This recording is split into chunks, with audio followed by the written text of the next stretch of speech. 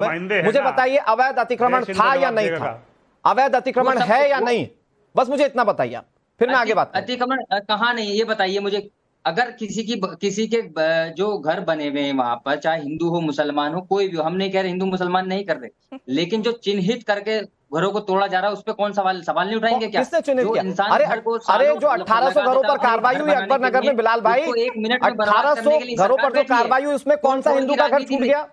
बिलाल चिन्हित नहीं, मैं मान रहा हूँ वहाँ जितने घर भी टूटे हैं वहाँ हिंदू भी है मुसलमान भी है। अंबर जैदी हंस रही है आपकी बात पर। लेकिन जो अतिक्रमण के नाम पे जो भ्रम फैलाया जा रहा है कि जो मुसलमानों जो ज्यादा बुलडोजर चलाया जा रहा है, वहां से ये नीति देख रहे हैं ना, जब जनता ने ही चाहती है। इससे पहले अंबर जी अगर किसी मुस्लिम के घर पर चल जाता था तो बहुत खुले चौड़े में ये लोग कहते थे कि देखिए साहब बुलडोजर चल गया किसी मुस्लिम के यहाँ पर, यहाँ तो आप लोगों के पास बोलने का मौका नहीं था। हिंदू मुस्लिम किसी के घर नहीं दिख रहे हैं, बिल्कुल सपाट हो चुका है अकबर नगर। बिल्कुल अंबर जी गलत कह रहा हूं? बाबा जी को भी अकल नहीं आएगी जब कुर्सी जाएगी। नहीं अकल वकल की बात को चिन्हित करके ऐसा तो नहीं हिंदुओं के घर छोड़ दिए और बाकी मुसलमानों के घर तोड़ दिए। आप किस तरह की बात कर रहे हैं? जवाब दीजिए बिलाल जी, जवाब घर तोड़े जा रहे हैं। आप लोगों का काम ही है झूठ का परोसना, देश में नफरत को बांटना। नफरत के आधार पर आप देश को मत बांटिए। बिलाल खान अंबर जैदी पे सवाल उठाइए, बताइए कि अगर हिंदू का घर बचाओ उसको आप बोलिए कि हाँ ये गलत है। पहले तो आप ये बताइए कि अवैध अतिक्रमण होता क्यों है? आप घर खरीद कर क्यों नहीं बनाते? आप क्यों अवैध कब्जे करवाते हैं? आप उत्तराखंड से लेके कहीं पे भी किसी भी राज्य में चले जाइए, हर जगह। हल्द्वानी में क्या हुआ? वहां पे आपके सलमान खुर्शीद पहुंच गए वहां पे लोगों के को कत्ल करने के लिए, दंगे करवाने के लिए। आपकी पार्टियां लोगों के खून से हाथ रंगती हैं और फिर मुसलमानों को कहती मुसलमानों पे जुल्म हो रहा है। अच्छा अंबर जी उनको बोलने दीजिए, ठीक है। बिलाल भाई एक छोटी सी बात, मैं विक्रम सर के पास जा रहा हूँ। बिलाल भाई एक छोटी सी बात, बिलाल भाई बहुत छोटी सी बात सुनिए, मेरी बात सुन लीजिए बिलाल भाई, मेरी बात सुन लीजिए। आपकी आवाज नहीं जा रही है, सुनिए तो सही। मैं कह रहा हूं क्या अकबर नगर में हिंदुओं के घर बच गए? बस आप इस पे जवाब दे दीजिए। मैंने क्या कहा? चाहे हिंदू हो मुसलमान, उत्तर प्रदेश की जनता है ना, उसका मुख्यमंत्री कौन है? योगी आदित्यनाथ। तो अतिक्रमण थोड़ी रहने दिया जाएगा। अब हिंदुओं के घर की सवाल आए तो करें कि वो तो उत्तर प्रदेश की जनता है। मैं तो आपकी बौद्धिक क्षमता को बड़ा सलाम करता हूं सर। मतलब आपके हिसाब से अतिक्रमण हो रहा है तो होने दिया जाए। अरे कल को तो घर जो इंसान जो घर बना रहा है सालों अपने करोड़ों पूरी जिंदगी की, तो मतलब ये पैमाना है कि सालों से कोई रह रहा है तो उसको वहीं रहने दिया जाए। मतलब ये अरे आप 10 साल के लिए घर छोड़कर चले जाएंगे और आपके घर में कोई नहीं। एक मिनट बिलाल भाई, इनसे ये पूछ लीजिए अनुराग कि जब पता होता है कि नदी का किनारा है, सरकारी जमीन है, नदी की जमीन है, और कल जब भी सरकार एक्शन लेगी घर टूटेंगे, तो आप जानते हैं दूसरे वहां पर घर क्यों बसाते? क्योंकि आपको पता है कि आप मनमानी करेंगे, गरीब मजलूम मुसलमान बनेंगे और सेक्युलर जमातें आपके समर्थन में उतरेंगी और आपकी मनमानी और आपको माना जाएगा। एक बिल्कुल नॉर्मल पर्सपेक्टिव में एक एग्जांपल रखता हूं कि अगर बिलाल भाई आप 10 साल के लिए विदेश में चले जाएं, आपकी बहुत अल्लाह करे बहुत अच्छी नौकरी लग जाए और 10 साल के लिए आप चले जाएं, आपका घर खाली है, तो कोई आकर रहने लगे तो दे दें उसको घर, फिर आप घर वापस क्लेम नहीं करेंगे? जो वहां ऑलरेडी रह रहे हैं 10 साल 20 साल। अरे मान लीजिए आपके घर में कोई नहीं रह रहा है, कब्जा नहीं कर रहा है वो जमीन। मेरे घर की बात अलग हो गई, जो अपना घर बना आपके घर की बात अलग और सरकार की जमीन अलग। बहुत बढ़िया सर, आप एक्सपोज हो गए। बिलाल भाई रहने दीजिए, बस इससे आगे बस बात मत कीजिए। जो सरकार कहां छोड़ दी, आपके घर की बात अलग। मैं आ रहा हूं दानिश भाई, तारिक भाई आपके पास आ रहा हूं, आलोक जी आपके पास आ रहा हूं। विक्रम सर देखिए, मैं आज सवाल ये नहीं पूछूंगा कि सरकार का दायरा क्या है या विपक्ष क्या करना चाहिए। मैं सिर्फ इतनी बात आपसे समझना चाहता हूं कि अब तक की कार्रवाई में आपको कहीं बायसनेस दिखा क्या? कार्रवाई पूरी हो चुकी है अकबर नगर वाली 2 जगहों पर और कार्रवाई की तैयारी की जा रही है, कहीं पर आपको हिंदू मुस्लिम दिखा सर? अनुराग जी आपके स्पष्ट सवाल का स्पष्ट उत्तर है, कहीं कोई बायस नहीं दिखा। हिंदू मुस्लिम बराबर, मंदिर मस्जिद बराबर और सभी के ऊपर बराबरी से प्रशासनिक कार्रवाई हुई। एक कार्रवाई की मैं उम्मीद जरूर करता हूं कि जिन राजनेताओं ने अपने स्वार्थ हित के लिए और जिन राजकीय अधिकारियों ने अपने स्वार्थ और रिश्वत और भ्रष्टाचार के चलते इनको बसाया है, इनके ऊपर भी गैंगस्टर एक्ट के अंतर्गत कार्रवाई हो। ऐसे अधिकारियों और राजनेताओं के ऊपर भी बराबरी से कार्रवाई, क्योंकि वो बराबर के जिम्मेदार हैं इनको लाके बसाने में। और ऐसा स्वर्णिम राजनीतिक अवसर, कई लोगों की लॉटरी लग गई ऐसे राजनीतिक अवसर को प्राप्त करने में।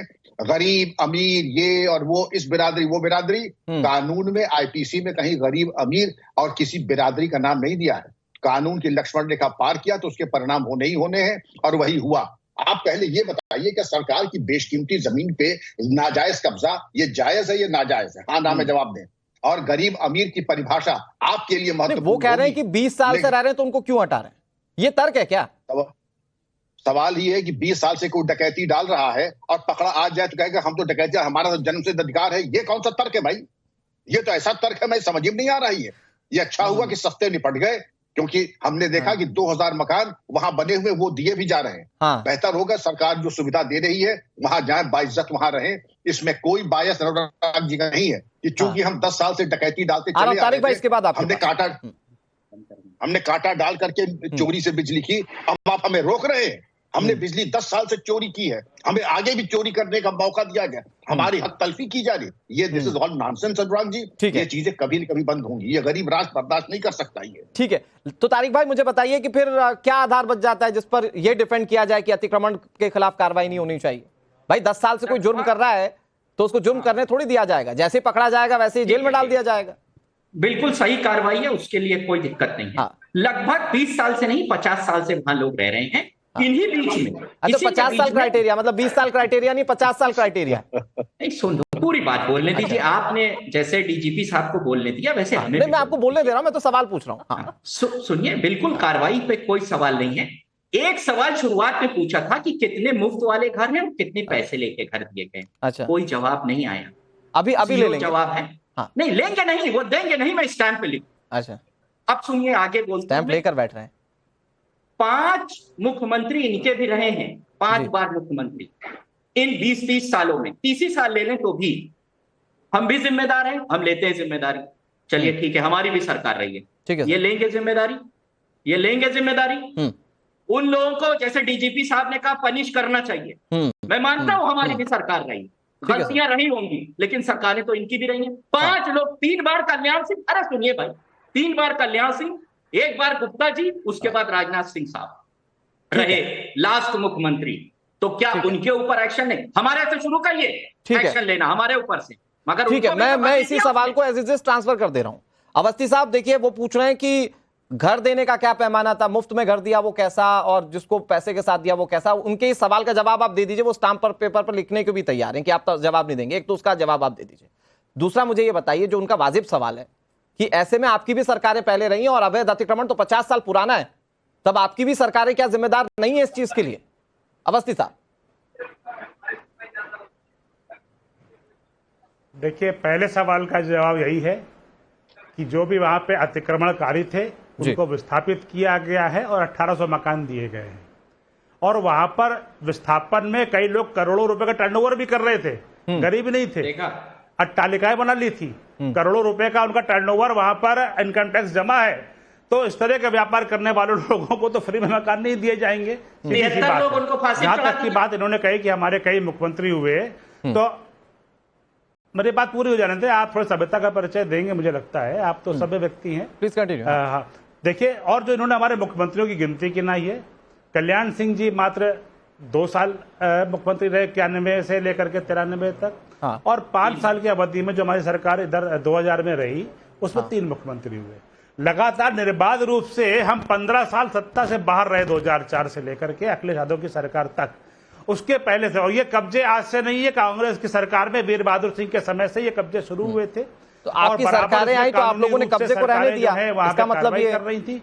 और तमाम नहीं, हमने कोर्ट, हमने खाली कराने गए तो कोर्ट के माध्यम से लोग चले गए कोर्ट में। आप जानते हैं कोर्ट हमारे नियंत्रण में नहीं है, कोर्ट स्वतंत्र है और कोर्ट में निर्णय आने में इतने सालों लग गए। और सरकार ने सुनियोजित रूप से, समाजवादी सरकार पार्टी सरकार ने वहां पे विकास करा दिया। जब विकास करा दिया तो उनको मौका मिल गया कि ये तो जो है हम वैलिड हो गए, हमारे हम अवैध जमीन पे कब्जा करके हमारी जो है लीगल वो बन गई है। तो यह 5 सेकंड दीजिए, मैं किसी को डिस्टर्ब नहीं करता। सरकारी जमीनों पे कब्जा करना, खाली जमीन पर कब्जा करना, किसी गरीब की जमीन पे कब्जा करना, ये समाजवादी पार्टी के समय का शगल रहा है। गुंडे, बदमाश और माफिया की पार्टी रही है। तारिक भाई जल्दी से अपनी बात कह लीजिए, फिर मैं दानिश भाई के पास जा रहा हूं। और जनता ने इसीलिए इनको 2 बार विधानसभा में सत्ता नहीं आने दी। ठीक है सर।